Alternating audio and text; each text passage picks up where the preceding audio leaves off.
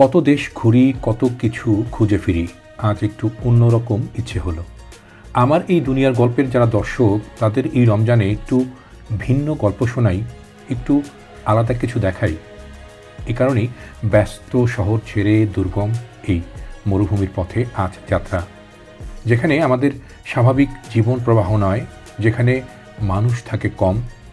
হ্যাঁ, ঠিকই ধরেছেন, আজ আমাদের এই গল্প এই আরবের এক দুর্গম মরুভূমিতে।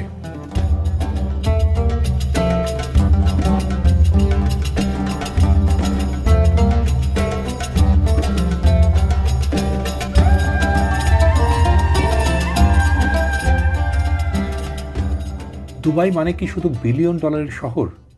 অনেকে তাই ভাবেন, কিন্তু এই শহর থেকে মাত্র 1 ঘন্টার গাড়িতে চলার পথ দূরত্বে এই জায়গাটি যে একেবারেই ভিন্ন, তা হয়তো অনেকের জানা নেই। যেদিকে চোখ যায় মাইলের পর মাইল, শুধুই মরুভূমি। আর 4 হুইলের এই গাড়ি ছাড়া সেখানে আপনি 10 মিনিটও পায়ে হেঁটে চলতে পারবেন না। চারিদিকে শুধুই বালুর পাহাড়। সেই বালির রং কোথাও কোথাও সাদা, কোথাও লাল, কোথাও খয়েরি, নানা ধরনের, নানা রকমের। শুধু আমি নয়, দেশ বিদেশের আরও অনেকে এখানে এসেছেন রমজানের বৈচিত্র্যময় এই অভিজ্ঞতা নিতে। আর এখানকার ট্যুরিজম কোম্পানিগুলো একে ঘিরেই মরুভূমিতে ইফতার বা ডেজার্ট ইফতার শিরোনামের এক নতুন প্যাকেজ খুলে ব্যবসা শুরু করেছে সারা আরব আমিরাতের বিভিন্ন মরুভূমি এলাকায়। আরবের এই সংস্কৃতি কিংবা এই ধরনের আচরণও কিন্তু এখানকার মধ্যপ্রাচ্যের বিভিন্ন দেশের মানুষজন এভাবে উদযাপন করেন।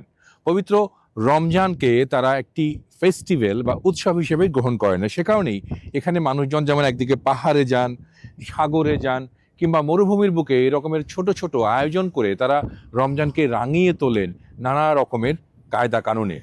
আর সেই আচার আচরণ কিংবা কৃষ্টিটা তারা উপভোগ করেন পরিবার সদস্যদের সাথেই।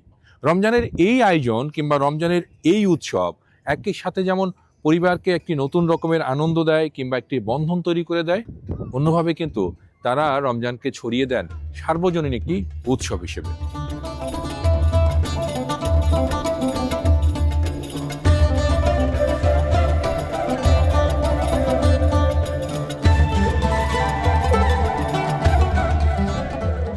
সূর্য ডুবে সময় ঘনিয়ে এসেছে।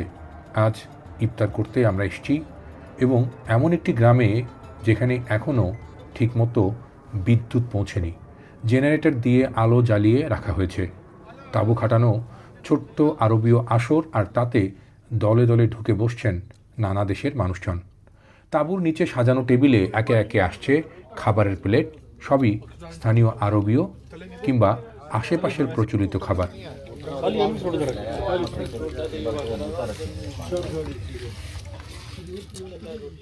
ছোট্ট এই বিদুন মরুপল্লীতে ইফতার নিয়ে বাড়াবাড়ি নেই, খাবারও সামান্য।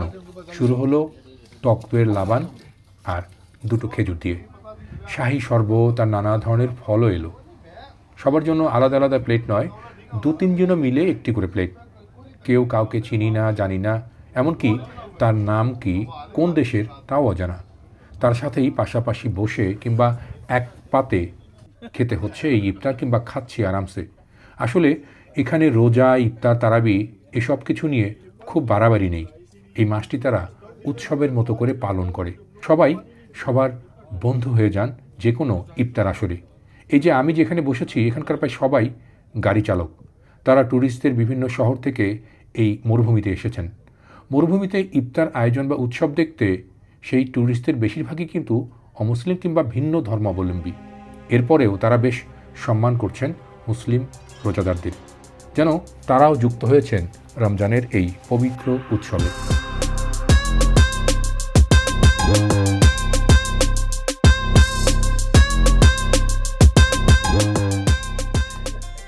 আরব আমিরাতের এই মরুভূমিতে এরকমের ইফতারের সংস্কৃতি আজ থেকে নয়, বহু বছরের পুরনো।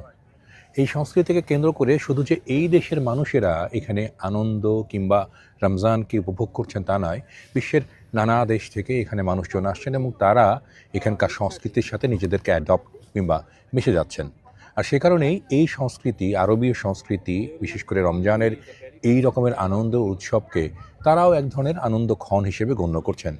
আর যা কিনা এই দেশের ট্যুরিজম কিংবা পর্যটন খাতেও একটি মারাত্মক প্রভাব ফেলেছে।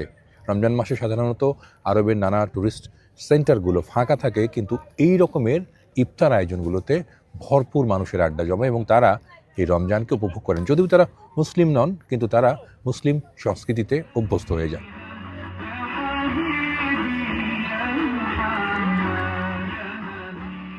দুবাইয়ের আশেপাশে রমজানে ইফতার আয়োজন করা হয় এমন অন্তত 12টি মরু এলাকা রয়েছে।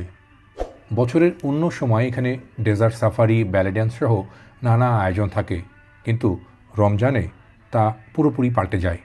এখানে চলে আসে বিধিবিধান এবং সবাই তা সম্মানের সাথে মানে। মঞ্চ অবশ্য ফাঁকা পড়ে থাকে না, সেখানে চলে ইসলামিক কালচারের নানা আয়োজন, গীত, নৃত্য। এবার দুবাইয়ের এই অভিজ্ঞতা আমার অনেক দিন মনে থাকবে।